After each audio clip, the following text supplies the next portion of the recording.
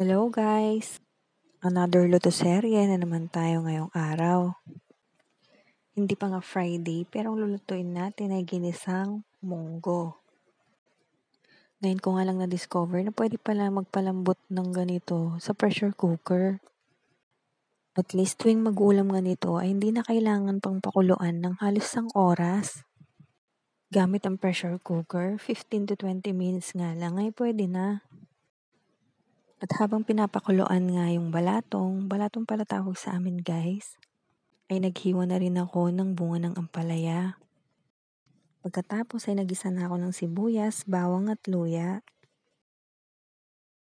Sa mahal ba naman ng mga bilihin ngayon, tipid-tipid din pag may time, char. Nakatipid ka na sa gas, tipid pa to sa ulam. Tapos sinunod ko na rin ginisa yung karne ng baboy. At yan, may medyo frozen pa nga. Tuwing bumibili kasi kami ng mga stocks na pang-ulam, ay hinihiwa ko na at hinahati na rin. Para nakaredy na pansahog at sa mga iba pang lulutuin. Naglagay na din ako ng asin.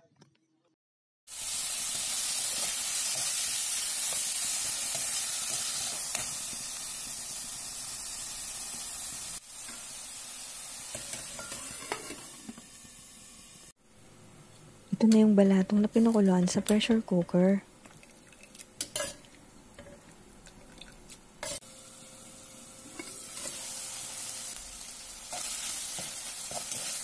Tapos inihalo ko na nga dun sa nagisang mga sahog. Talagang 100 pesos plus nga ay may ulam ka na. Pang lunch at dinner pa. Sa amin talaga guys, kasi 3 lang naman kaming kumakain, ay kasyang-kasya na yan. Umaabot pa nga ng 2 kainan.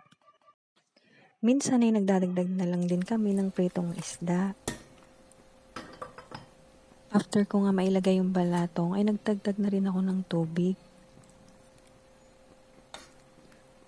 Tinakpan ko muna at papakuluan ng another 10 minutes o hanggang sa maging medyo malapot.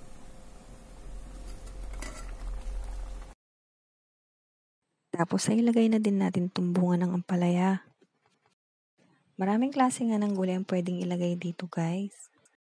Pwedeng lagyan ng dahon ng ampalaya, dahon ng malunggay, dahon ng alugpati at talong.